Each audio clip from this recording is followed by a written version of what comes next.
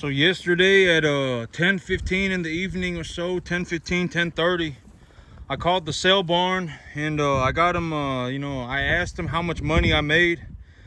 And the video that I made yesterday, I'm having troubles uploading it because my internet here is not good. And so when I go over to Dallas, the video will get uploaded, and you're going to see on that video that I said that my estimates for what I was going to make was 650 to 675 at a 2 1/4 after commissions. You're gonna see that I said that in one of my other videos. I think it was the video from yesterday, or it may have been the video from the day before. But in one of the videos, I said directly that I anticipate that I'm gonna make about 2 1/4 after commissions, and the animals are gonna come in at 650, 675. And that I don't know what that number is because, I'm not a human calculator. I don't know what that number is. But I said when I go inside, I'm going to type in the numbers on a calculator and I'm going to write it down. And so the range was essentially 5450 up until about 5675. That's what I thought I was going to make after commissions. And this time around, I hit it right on the head. I made 5452. And so I wasn't even off by 2% this time. Usually I'm off by like 2 or 3%. Usually I'll be off by about 2 or 3%, but this time around I hit it right on the head. And so I anticipated that I was gonna make 5450 to 5675, and I made 5452. And so this time around, I hit it right on the head. This time around I hit it right on the mark. And so usually that does not happen. Usually I'm incorrect by about 4 or 5%. Usually I give myself a 7% window of failure. It's like if I undershot it by more than 7%, or if I overshot it by 7%, then but this time around, I'm not saying, usually I'm off by about 2 or 3%. I'll think that I'll make 5,500. And I'll make 5,800. I'll think that I'll make 5,500, and then I'll make 5,200. Usually I'm off. Usually I'm off by about 3 to 5%. But this time around, I just happened to hit it right on the head. I thought I was gonna make 5450, and I made 5452 after commissions. And so if you want to go back and watch my other videos, you can, and you're gonna hear me say it. And the sale barn that I go to, they don't sell the yearlings until the end. Right, and so they don't even sell my calves until about 9:30. There's no way for me to know. I called them at about 10:15 last night and I asked them. And so I thought I was gonna make 5450, and I made 5452. And so I hit it right on the head this time. And so that's good. Do I always do that? No. Usually I'm off, and usually I give myself a 7% window. I'll give myself a number, and then I'll say like this number is 93 or so percent correct. Because the cattle market is just the cattle market. Like when you go and you watch the animals get sold and get auctioned, etc. When the cattle market is the cattle market. I've talked about this 50,000 times, but like when you go to the cattle market, it's not like everybody is running some magical different type of cattle, right? It's not like, oh my God, I got some Brahma, it's not like they have some Zebu or whatever it is, right? They're not running some random cattle. Like, they're not like, oh my God, I imported this animal from Argentina, right? They're not doing that. I would say about 60 to 70% of all of the animals, 60 to 70% of all of the animals in this area are some kind of a beef animal. Most of them, I would say about 50 to 70% of them are some kind of a beef animal. And and it's like when you take a look at it, usually it's one of these four: Angus, Hereford, Brahma, or Charolais. That's it. Usually almost like 90% of those 50 to 70% of cattle are those four breeds. Almost always some kind of a hybrid between them. And it's like, almost always. And so it's not like everybody's running some different type of cattle. Almost all the cattle are, if you know how to pick and choose, then there it is, right? And I've already talked about this too. I was even talking about this yesterday. But if you're going to run cattle, I would highly suggest that you just run beef cattle. I would highly suggest it. Just run commercial beef cattle. No, you don't need to go and run Wagyu cattle. No, you don't need to go and run, a Holstein cattle. I would highly suggest, don't run Longhorns, don't run Corrientes, don't run, whatever it may be. If you think a Longhorn animal is cool, then just go and look through beef animals and find a cool beef animal and just raise that animal. I guarantee it, you will be better off. Like, I don't know how else to put this, but it's like if you have 50 acres and you have 5 Longhorn cattle on your 50 acres, I've seen this a lot. I actually met a man with 75 acres and he had 7 Longhorn cattle on it. And it's like, if you just continue, and he was feeding them pretty good. I mean, he had the liquid tubs out and he was feeding them Purina liquid feed, and he was going through all this time and effort and he was actually doing a good job. Like, he honestly cared about his cattle. I mean, I could tell, right? I mean, this man obviously cared about his cattle. His cattle looked very good. I took a look around at his farm, and and he had Purina liquid feed in a big old tub, and he had the lick blocks everywhere, and his cattle were fat and they were looking good. And I was like, and it's like, if you just changed your animals, if you just went from running Longhorn cattle to running Angus cattle, or whatever beef animal that you wanted, it could be a Beefmaster, it could be a Brangus, it could be a Brayford, it doesn't matter. Just choose one. Like, if you just switched over to a beef animal and did the exact same thing that you were doing, you would be making like an extra $10,000 a year. Like, I don't understand, right? Like, and I'm just going to say it, we live in a country where I can say what I want. It's freedom of speech. I can say what I want. Granted that I'm not saying, you should go and do horrible things. I'm just saying you should highly consider this. You should consider it. There's a reason why I only run beef animals.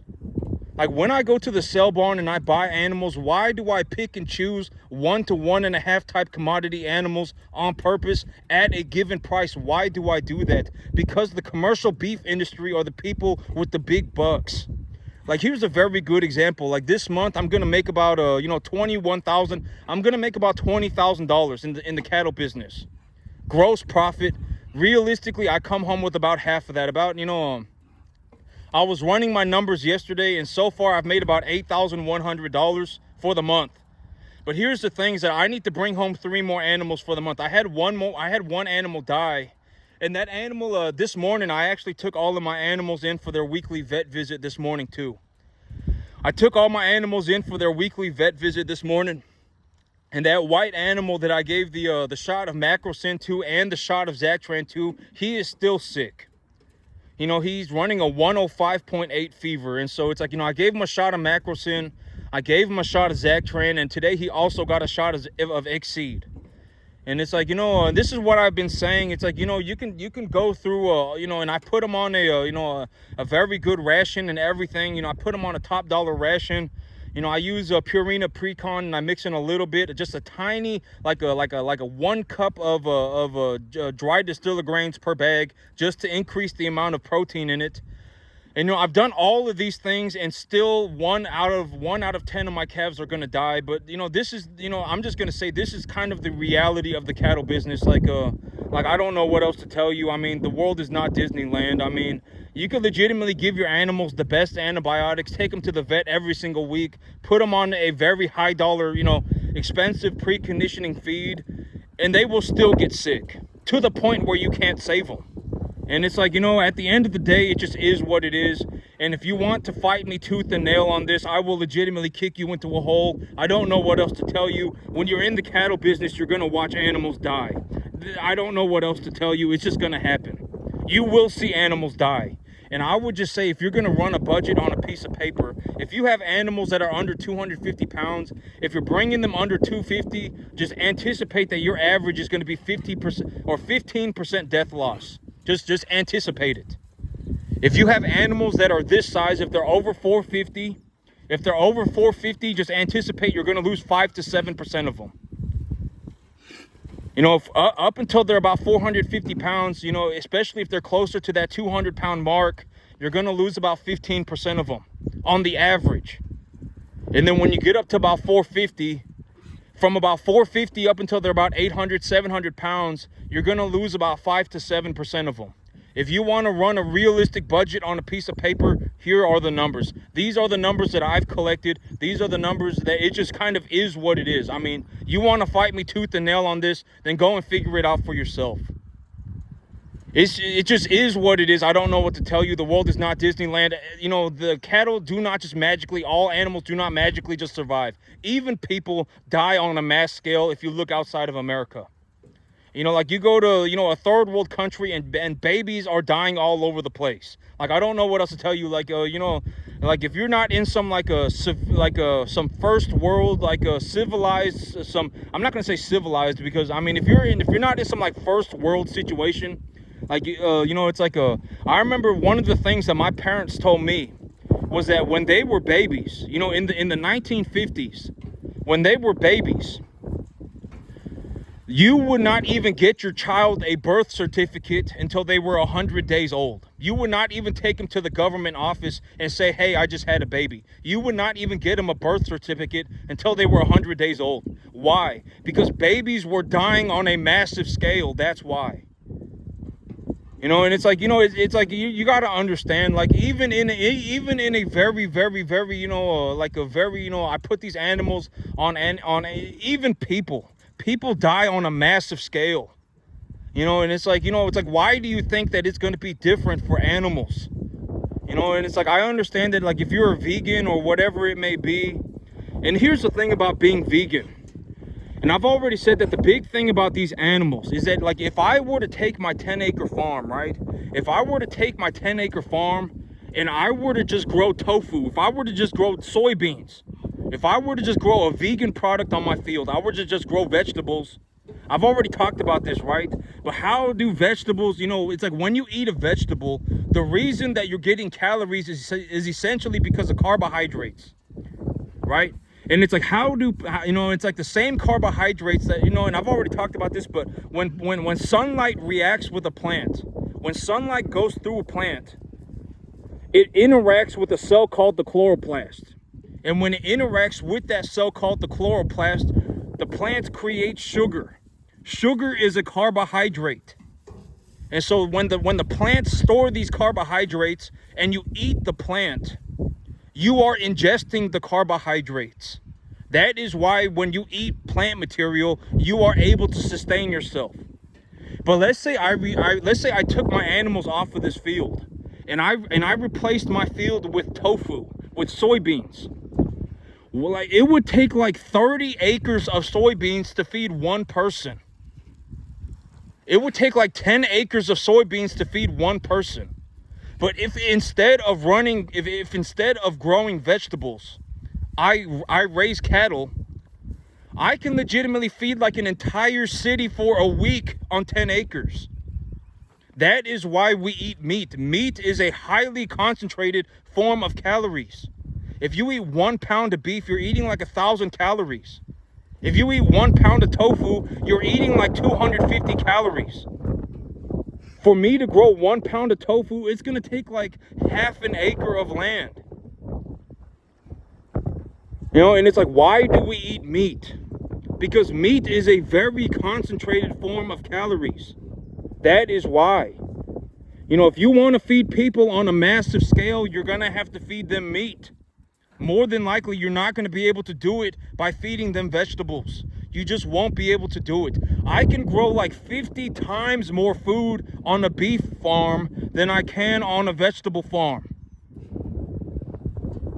Like, if I took the same amount of land that it took to feed one person and I just grew soybeans on it and I fed them tofu, if I was gonna feed that one, like, you know, you wouldn't even need 1 acre of land to feed one person if you were growing meat.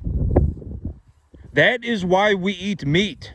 You know, it's just is, I don't know what else to tell you. You know, I mean, food, what are you gonna do without food? You know, why do people eat meat? Because meat is very efficient. It's a very concentrated form of calories. If I were going to take the same amount, if I were going to take this 10 acres, you know, this 10 acres, I produce, you know, I probably produce about about 40, about I would say 500 times 50. What's that? 25,000. I produce about 25,000 pounds of beef a year on this field. 25,000 pounds of beef. If every person ate 100 pounds of beef a year to live, I could feed like 250 people on this field. But if I were to take my 10 acres and grow soybeans, I probably couldn't even feed one person. That is why we eat meat. I don't know what else to tell you. I mean, like if you don't unless you know how to farm, like, what do you think I'm gonna, like, if you come up to me and you say, oh my God, I can't believe you're running beef cattle. I can't believe it. This is an atrocity. How are you, why are you running? It's like, are you dumb? Have you thought about what you're saying? If I legitimately took my 10-acre field producing 25,000 pounds of beef a year and changed it over to soybeans, I couldn't even feed one person. And it's like, it's like, are you even thinking about what you're saying? Like, are you dumb? I don't get it. It's like, don't bring that, don't try and drag me into your jar. I understand, like, if you're a vegan and you just don't want to eat animals, that's fine, right? But don't go around saying that it's more efficient to grow vegetables, because it's not. The whole reason we eat meat is because meat is a concentrated form of calories. You would have to eat like 4 to 5 pounds of tofu to get the same amount of protein that you would get from 1 pound of beef. It's like, think about it. And this is a very good example. My 10-acre field, I produce about 25,000, maybe a little bit more, pounds of beef a year. If I were to change my 10-acre field over to soybeans, I couldn't even feed one person, even if I did very good. Barely, maybe I feed one person. I mean, but then you would start looking like a vegan. You would be bone thin. And it's like, that's why we eat meat. It's like, you're going to have to start to, I don't know what else to tell you. Like, I mean, the world is not Disneyland. I understand that this is not the best situation. It's like, I got cattle and, and all these different things that I'm doing. And it's like, but at the end of the day, I mean, think about why it's happening, right? I mean, don't sit there and turn into, oh my God, I fell out of heaven to seven and the world is Disneyland and I'm on a mystical, magical adventure. Don't turn into that, right? I mean, think about what you're talking about. Meat is a massively concentrated form of calories.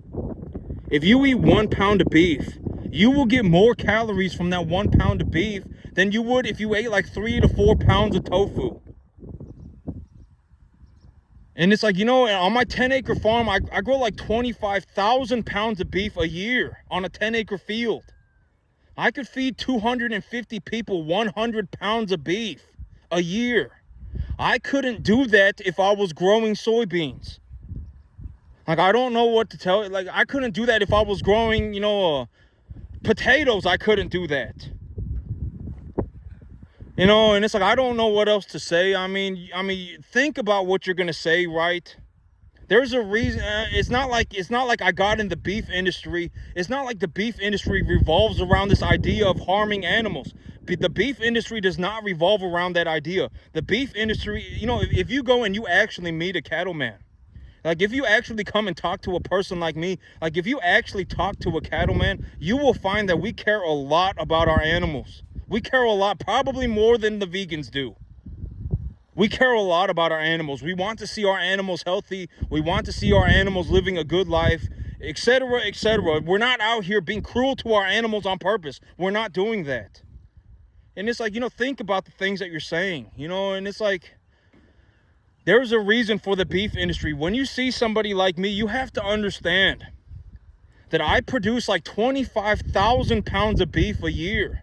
And that beef goes off to feed people. That's why I get paid. And I've already talked about this. At the end of the day, like, you're not going to see me go out of my way to act like a tard, right? I mean, like, this whole thing that happened with Trump, it's a very good, I've talked about this, it's like, if you left me up to my own devices, if you legitimately just left me alone for the entirety of my life, I would legitimately just run cattle forever. I would just buy land and run cattle forever. I would, and I would never, worry about, I wouldn't go out of my way to do nothing to nobody. Legitimately, I would just go out, I would just go and run cattle forever. That is what I would do. I would just make my money, run my cattle, call it a day. And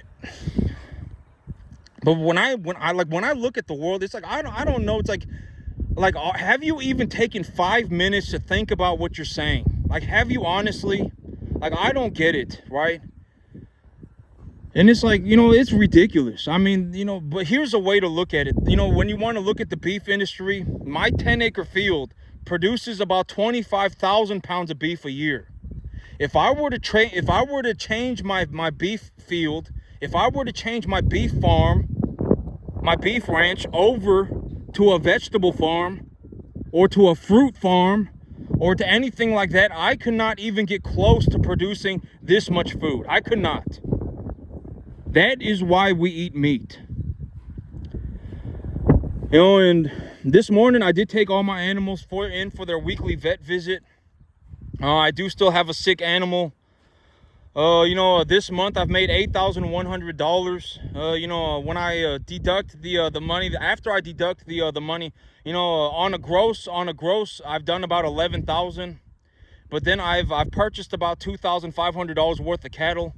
And so now I'm at about $8,000, $8,100 of gross income for the month. And in 2 weeks, I'll be taking more animals to the market. And, that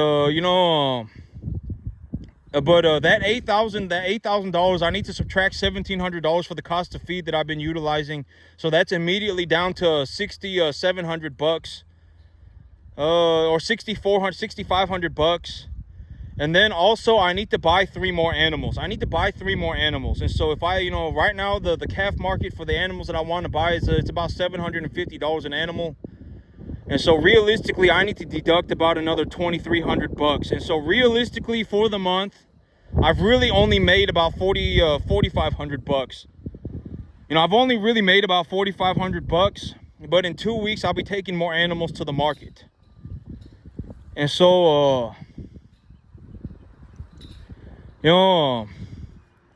and that's the big thing. It's like over the long average, I would anticipate, because right now I'm not really that cost effective because I'm having to put these animals on feed.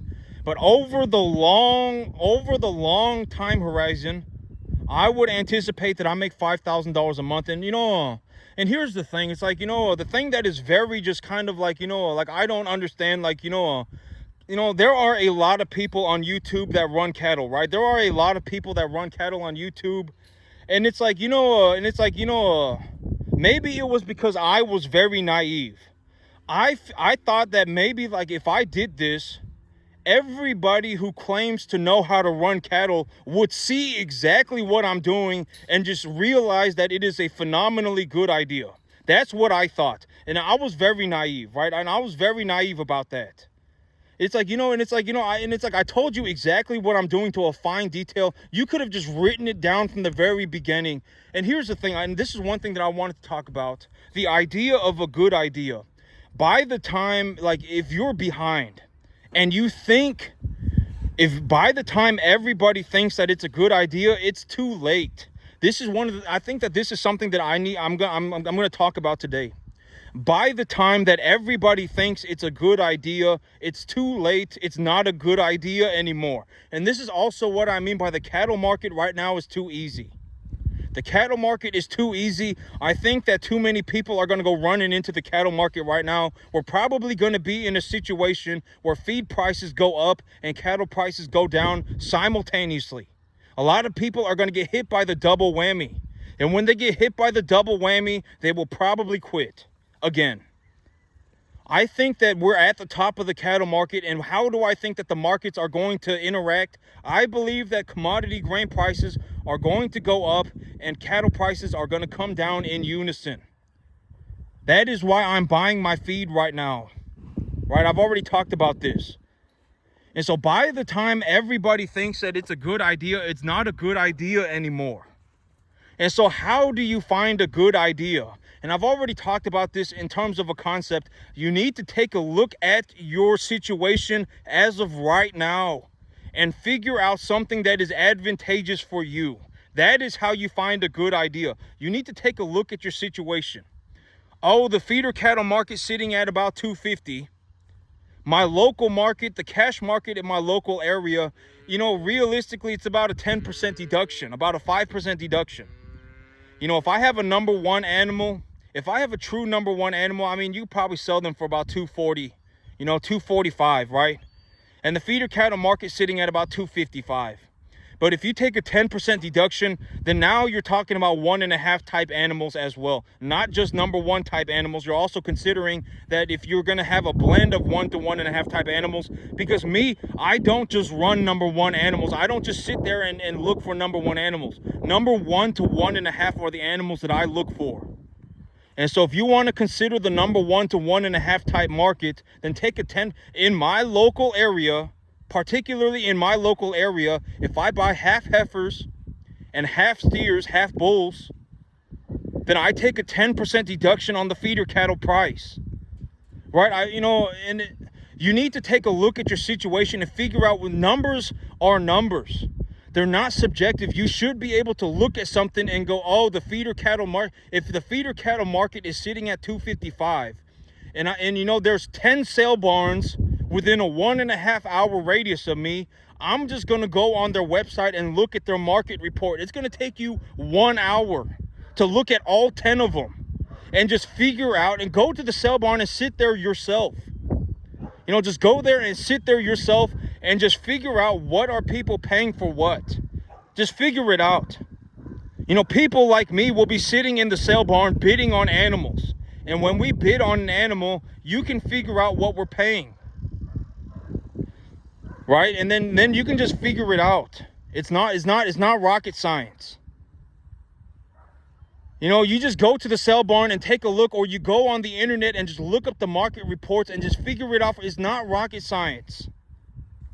Right? And it's like me, but the idea of a good idea is, by the time you think everybody thinks it's a good idea, it is no longer a good idea. You need to take a look at it and figure out something that is advantageous for you, that you knowledgeably understand. Right now, what do I believe is a good idea? I believe that the grain market is at a long-term low.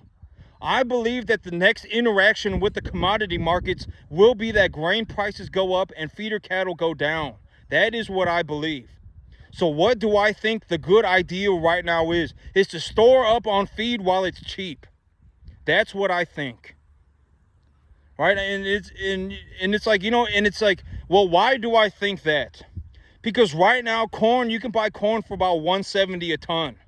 I don't think that we're going to $120 a ton on corn. I don't think we're going to see a 30% reduction in the corn price. I don't realistically even see a 10% reduction, a 20% reduction. I don't think that we're even going to go below 150. I don't think that we're going to go below 150 a ton. I don't. Urea right now is about $550 a ton. Equipment expenses are high. Interest rates are high. When I take a look at the overall market, I do not think that we're going under 150 a ton on corn. I don't see it in my local market. I don't see it right now in my local market. Corn is sitting at about 170 a ton, 175 a ton delivered. So I don't think that we're going to see another 20% drop in the corn market. I don't think so. But even if we do, I don't really care. Why? Because then the beef cattle prices are going to go higher, right? The counterbalance idea. And it's like, oh my God, I could have bought corn for $50 a ton cheaper. I bought 24 tons. I could have saved $1,200. I don't care about the $1,200. I'll just make the money on the beef cattle. I don't want to be in a situation where commodity prices, where, grain prices are going up and cattle prices are going down, and I'm essentially being forced to buy commodities as they go up, grains as they go up and cattle prices go down. That would be a double whammy. If cattle prices go up and grain prices go down, I'm not getting hit by a double whammy. I'm losing money on my grain, but I'm making money on my cattle. That's called a hedge. You need to take a look at your situation and come up with a good idea for what is going on right now. And you need to make knowledgeable choices. That's the big idea, right? I mean, you need to start being able to do this on your own. And none of this is rocket science, right? I mean, I've been talking about the price of corn and the price of cattle for like 200 days. I haven't talked about anything. How are you not able to even look at the price of corn even right now? How are you not able to do that? I don't understand. What are you doing? You know, you can legitimately get on the stock market at any day of the week and just look up the price of corn. It's on your phone. You can do the same thing with the feeder cattle. I don't understand. What are you possibly doing?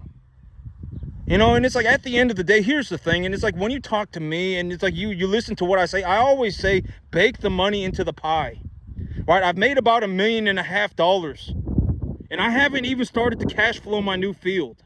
I've generated about $1.5 million over the last 2 years. If you're making $50,000 a year, every time you made $1,000, I made $30,000. Every time you made $100, I made $3,000. You should be considering the money. You know, that is what, and I haven't even started to put new cattle on my new field yet.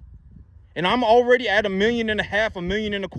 And if you ask me how I made money, I've already told you that 50,000 times too, right? The equity valuation of my business, of all businesses in America, are a multiple of the earnings. You find out how much money that business is making, and then you essentially multiply it on a 3 to 5 times factor for most businesses. Some of the big businesses like Tesla and Apple and Microsoft, they might be trading at higher multiples, but that's not the average person. Like for a person like me, 5 times multiple. That would be reasonable, right? My cash flow 5 times. And if you ask me how did I generate such a and I've already said, if someone does not know how to generate $5 million a year, then don't ask them. How would they know? If someone does not know how to generate $1 million a year, then don't ask them. How would they know? They won't. And in a worst case scenario, they will misinform you, and then they will start trying to drag you into their jar as well. You know, it's like, you know, and it's like, if you ask me, right, it's like, I understand that $1.5 million a year is not a tremendous amount of money. I understand, but for the average person, even for me, I can essentially do whatever I want. And if you want to think about it a different way, if you make $50,000 a year, every time you made $100, I made $3,000. I can do whatever I want. To a large degree, granted that I'm not going to wake up tomorrow and do a bunch of drugs, right? Granted that it's not that, right? Granted that I don't wake up tomorrow and say, you know what I'm going to do? I'm just going to stop working on my business. I'm abandoning my business. I'm just going to go on a La La Land adventure. As long as it's not something like that, I can reasonably do whatever I want. If I want to go and buy more land, I'll go and buy more land. If I want to run more cattle, I'll run more cattle. If I want to buy myself a new truck, I'll buy myself a new truck. If I want to buy a new tractor, I'll buy a new tractor. I can essentially do, practically to a reasonable degree, I can do whatever I want. And if you make $50,000 a year, every time you made $100, I made $3,000. You know, and that is what $1.5 million a year looks like. And if you want to know how I generated so much money, the reason I generated so much money is because I essentially printed it myself. I started a business and just started making a ballistic amount of money. And I've already talked about the idea of business. It's like, no, you should not be starting a business. You know, most people should not be starting a business. You know, if you realistically want to look at what starting a business is like, if you want to get in the cattle business, just understand that if you realistically want to get in the cattle business, think about it like this. You would have to beat me. You would have to do better than me. If you want a spot in business, you would have to do better than me. Do you think you could do that? And if you can, then go and do it. And then we should be working together. Honestly, we should be working together because obviously, I mean, to a certain degree, I'm not like useless, right? I'm not like I'm not walking around telling people I fell out of heaven at 7 and that my life is a mystical, magical journey. At the end of the day, I can run a business worth hundreds of thousands of dollars on a 10-acre field, right? On a 10-acre field, I'm averaging about $5,000, $6,000, $7,000 a month of net take-home pay. And I've been doing that for about the past 15 months, except for maybe about 3 months, right? I've been doing this for about 15 months. I've been making this much money for like 15 months. All right, I mean, obviously, I can do something. You know, and it's like, if you're like that, and if you're actually better than me, then we should be working together. Offer me your deal, you know, and if you can prove it to me, I'll offer you a deal. I mean, you know, we can talk about it, right? But that's the thing, that's the idea of wealth disparity. And I know that it might seem unfair, but it's like, here's the thing. It's like, I don't understand, how are you failing so bad? Like, I don't understand, like when I go around and even on YouTube, like, you would think that these people who actually say that they know how to run cattle, like, and the people who actually do know how to run cattle, you probably do recognize how well I'm doing, and you probably recognized it even before me. Like, I realized it about I had a dip, and when I went into the dip, I lost about 30 grand, and but it took me about 3 months to get out of that, and then it took me about another maybe 3 or 4 months to realize that I'm back above water and I'm doing very well for myself. And you probably realized it even when I was down negative. I mean, even when I was negative, you probably realized that I had corrected the course, and that I was essentially printing money again. You probably realized it. But, and it's like, here's the thing. It's like, if somebody does not know what they're doing, don't ask them what to do. How would they know? Right? I mean, go and find somebody who knows what they're doing. I'm not saying me. It could be, if you want to learn commercial real estate, then go and find somebody who knows commercial real estate. If you want to know the stock market, then go and find somebody who knows how to run the stock market. If you want to run beef cattle, then go and find people who actually know how to run beef cattle. Don't ask people who don't know, right? In a worst case scenario, they will misinform you. In a best case scenario, they'll just tell you, I don't know. I don't know. Let me take you to somebody who knows. That's a best case scenario, right? Let me take you to somebody who knows. I actually know somebody who knows the beef cattle industry. Let me go and, if you pay him $30,000, he'll talk to you for 2 hours. Right? I mean, and I know a guy, so you better be ready. I mean, have your plan. You say you want to be in the beef cattle industry, you better be ready. I mean, because you only get one chance to talk to this guy. You better be ready to talk to him, right? I mean, what are your plans? What are you saying? When you say you want to run beef cattle, what are you talking about? Tell me. I mean, tell me to a fine detail. I will talk to you for 2 hours for 30 grand. Here's your chance. You want me to take a look at your plans? You say you want to be a cattleman. Well, then prove it. Show me your plan. You got 2 hours for 30 grand. That's it. And never talk to me again. No, I don't want to help you. I wouldn't touch your deal with a 50,000 foot pole. And it's like, if you're dead serious, you have to understand that 30 grand is like 1/3 of the money. It's like a quarter. It's like a 1/3 to not even a half. On a conservative estimate, 30 grand is half of the money that I make in 1 year. If you were going to look to get into the cattle business tomorrow, and you actually understood what I was doing, and you formulated your own plan, and you said, this is exactly what I'm going to do to a fine detail, and you paid me 30 grand, by the end of that year, you would have doubled your money. 30 grand is a minuscule amount of money. It's been 2 weeks, here's a good way to put it. In the last 2 weeks, I made $11,000. Like, 30 grand is a minuscule amount of money. In 2 weeks, I made 11 grand. It's like, if you were actually serious about being in the cattle business, then here's your chance. You say you want to be a cattleman, well, prove it. Right? I mean, and I've already told you, you should be baking money into the pie.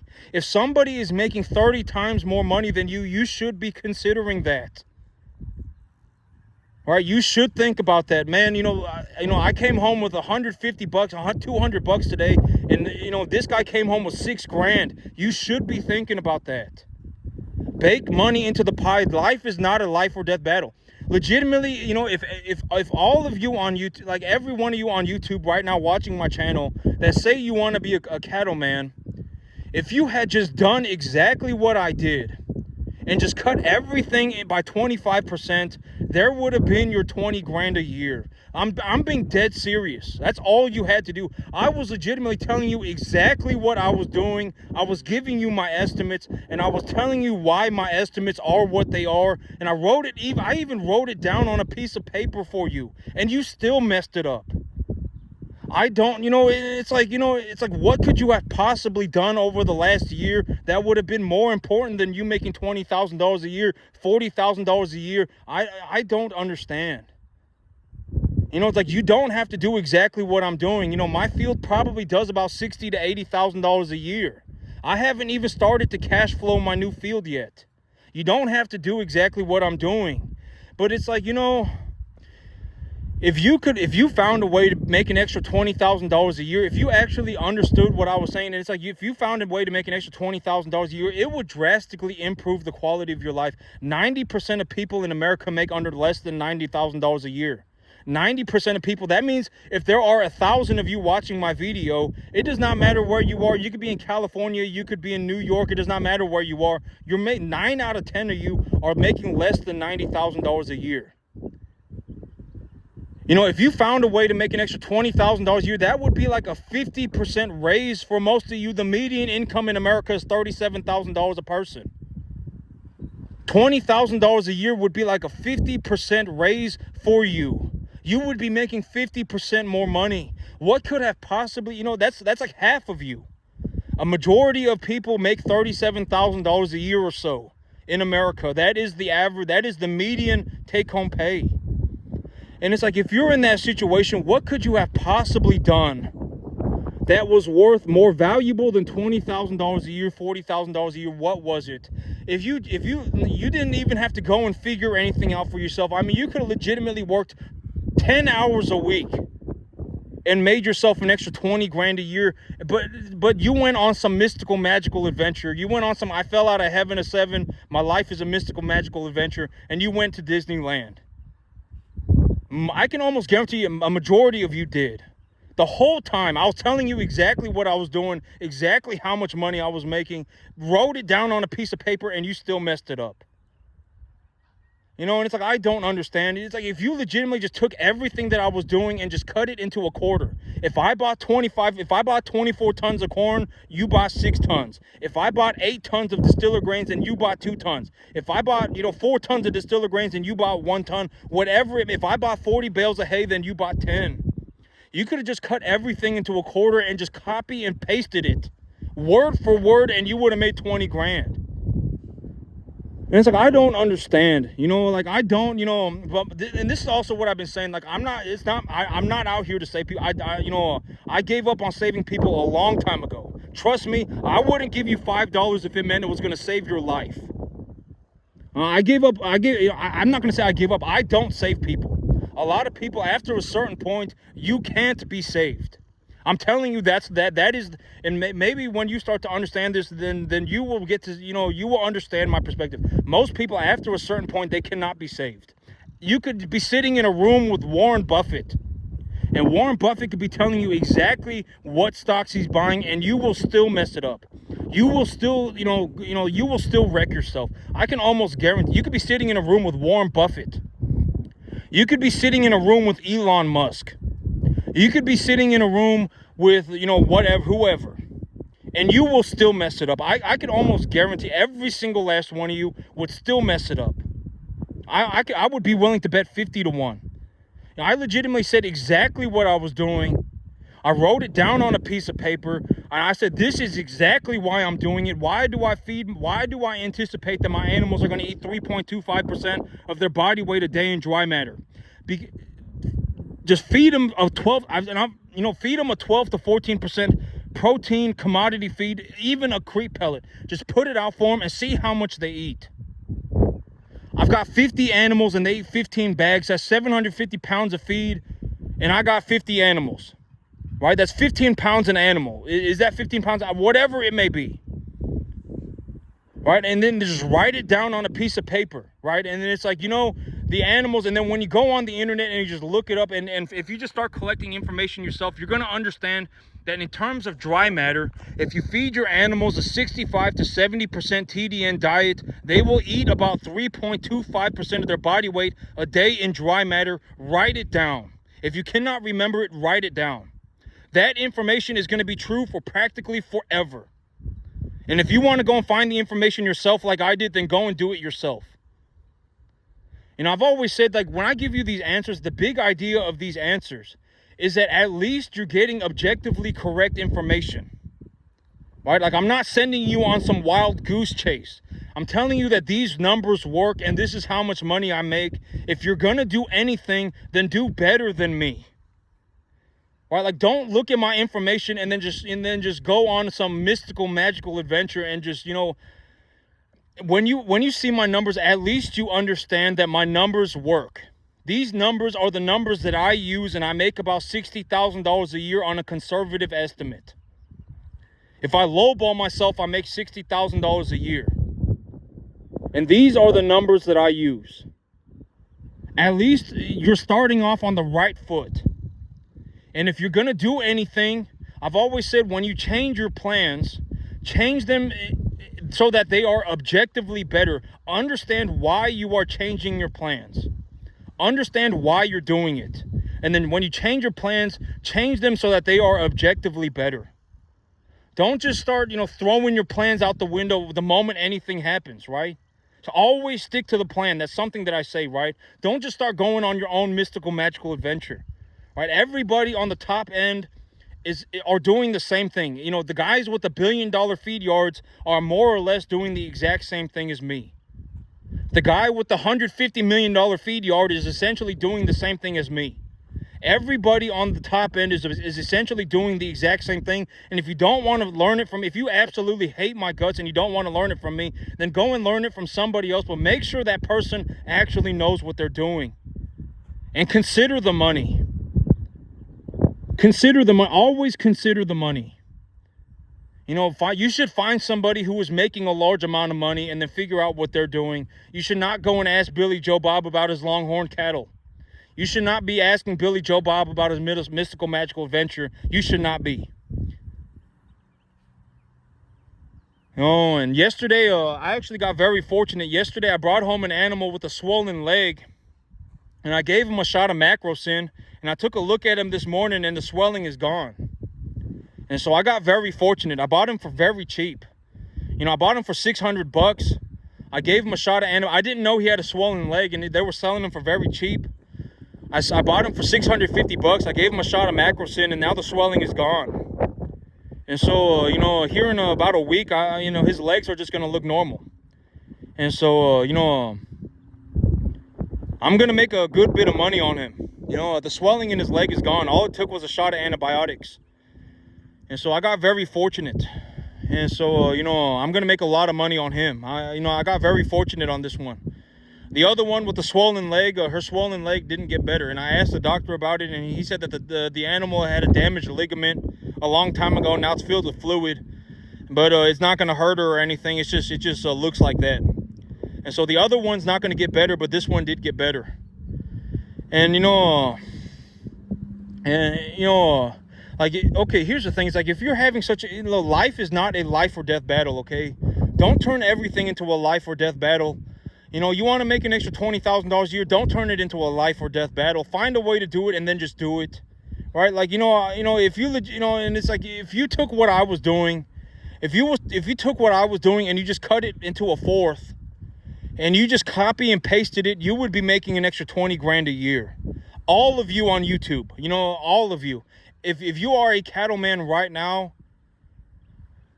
if you just legitimately did exactly what I was doing to a fine detail and you just cut it into a quarter, you would be making $20,000 a year.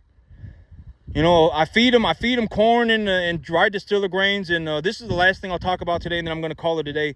I put them on free choice hay. And I feed them corn and distiller grains. Where do I get my corn and my distiller grains? From a local broker. How do you find a broker? You call your local grain elevator and ask them for their broker. Just look up grain elevator on Google and just look it up. Call that grain elevator and ask them for a broker. Ask them what they have. They'll send you a sheet, and and the prices for whatever, in terms of grain commodity, it is more or less, being determined by the stock market. You can get on the stock market and look up the price of corn right now. And in Texas, we pay about a 50-cent bushel premium. So if you're paying if the average of the nation is $4 a bushel, we'll pay about $4.50 here. You know, if the average for a bushel is $4, but you're in the corn belt, you may pay $3.70. You may pay $3.50 a bushel. And so that's how you find grain. You know, and these animals, I have them on free choice hay. And the big idea is that, you know, they eat about 3.25% of their body weight a day in dry matter. The average weight of my herd right now is probably about 500 pounds. And I feed them corn and distiller grains. And in reality, I feed them 3 buckets of corn. I feed them 2.5 buckets of corn and 1.5 buckets of distiller grains twice a day, once in the morning and once in the evening. And then I put them on free choice hay. None of this stuff is rocket science. You should be able to do this yourself. It's not rocket science. And if you want to figure out how much I'm paying for corn, if you want to figure out how much you're going to pay for corn, then call your broker and ask them how much they charge for corn delivered, and then just figure out what you're paying per pound. I pay about 10 cents a pound. I did not buy corn at the bottom of the market. Right now, we're at about the bottom of the market, and corn is about 20% cheaper. You know, you can buy it for about $160 a ton delivered, $170 a ton delivered. I bought my corn at $200. So I pay 10 cents a pound. If I feed 180 pounds a day, if I feed 150 pounds a day, that's $15 a day. 30 days, that's $450. Distiller grains, and the average weight of my herd is probably going to hover around 400 or 500 pounds until I have grass. Because I'm going to be liquidating my animals when they hit about 550. So essentially, the numbers that I'm using right now are going to hold true for forever until essentially I run out of corn. Or until I start growing grass. So I feed about $450 worth of corn a month. I feed about $450 worth of dry distiller grains a month. Well, I feed 1.5 buckets. I feed about 60 pounds of dry distiller grains, and I pay 14 cents. I pay $3.40 a ton delivered. So that's 17 cents a pound. So I feed 70 pounds. What is that? Like $10, $11. So I feed $15 worth of corn. I feed $11 worth of distiller grains a day. That's $26 a day times 30. That's $750. And then I also feed about 8 bales of hay, 7 bales of hay. I essentially feed about $1,500 worth of feed a month. And that was the estimate going into it, even before I had the feed, right? I've been talking about my estimates even before I bought my hay. Even before I bought my distiller grains, I was telling you that this was what the numbers were going to look like. I anticipate that I'm going to be investing about $1,500 a month for feed. I said this clear as day. And I wrote it down. I don't know if I wrote it down, but I said it clear as day, right? From the very beginning. That is, I am buying my feed because of this reason. When I take a look at my animals, like this month, I'll bring home about $19,000. I'll bring home about so far I brought home about 12 grand. I brought home about 12 grand, and realistically, I brought home about 12,500. For the month, I'll bring home about 19 grand. I'll bring home about 19 grand. And about 10,000 of that is going to be expenses. So I made a net profit for the month of about $8,000 or $9,000. All right, I made a net profit. I would say about 7. I would say about 7 grand. I made a net profit of about $7,000. Even when my feed, even when my feed cost, when I deduct the cost of my feed, I will still make about $7,000 a month. But realistically, I would just say 5 grand. I always say lowball yourself. It doesn't matter. Always lowball yourself. Even if you're making 7 grand, anticipate that you're going to make 5. Even if you've made 7 grand a month for the last 15 months like I have, it does not matter.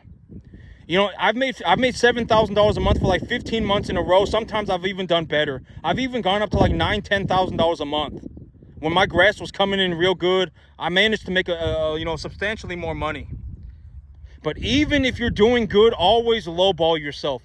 On a piece of paper, on the average for the last 15 months, I've made about $9,000 a month, $8,000 a month. But I'm just going to say I make 5. Because if I make 5, I can still float. It's still, I can float the debt service for my new field. I can pay for all of my bills. My business is still viable. It's still a good business for me to have. At $5,000 a month, it's still a good business. But in reality, over the last 15 months, I've made about $7,000 a month of net profit on the average. And so always lowball yourself. I always say always lowball yourself. Even if you're going to make 7 grand, just think that you're going to make 5. Even if on a piece of paper, you say you're going to make 9 grand, if you estimate that you're going to make 9 grand, say you're going to make 5. It doesn't matter. Even if the month is over and you made 9 grand, just go into the next month thinking that you're going to make 5. Always lowball yourself. Even if you've been making 7 grand a month for the last 15 months like me, say next month I'm going to make 5. I just anticipate 5 because I don't know if things are going to go wrong. Maybe I have 3 animals die next month.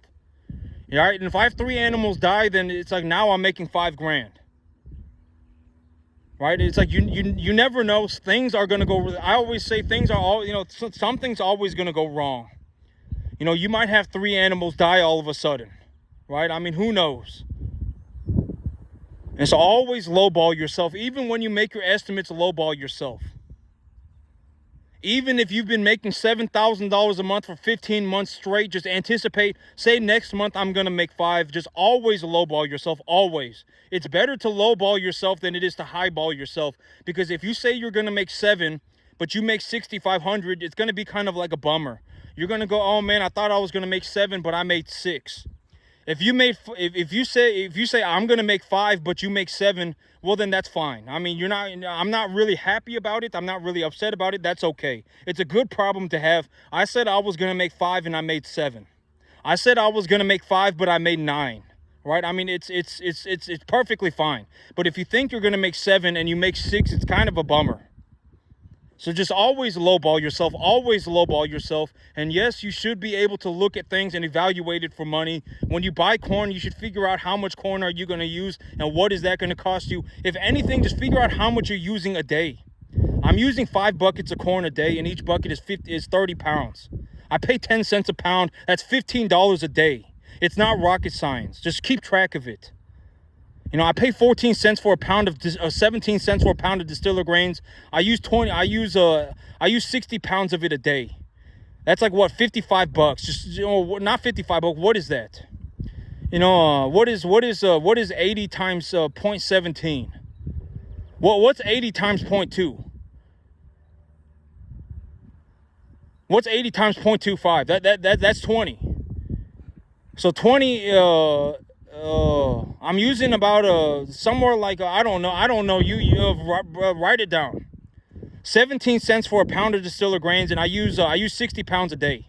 I'll figure that out when I go inside. But it's like I use an estimate of $1,500 worth of feed a month, and right now I make like this month I'm gonna do about this month I'll do about $8,000 in net profit. After I deduct the cost of feed and everything, the dead animal, I have to bring in a replacement animal, everything, I'll do about $7,000 of net profit. And, you can figure it out for yourself. Just write it down on a piece of paper. I've been talking about doing this for a long time. If you're having a difficult time, coming up with, remembering simple information or understanding simple information, the best thing you can do is just start writing it down. When I bring home a check, write down how much I made on the check. When I buy animals, write down how much I spent on the animals. I've told you exactly how much corn I'm using every single day. If I change the amount of feed that I'm giving the animals, I will tell you. I've told you exactly how much I paid for my hay. Whenever I bring a bale of hay out here, just write it down. That's how I do it. Right? And it's like, and then you can figure it out for yourself. But that's it for me today, YouTube. Y'all have a good one.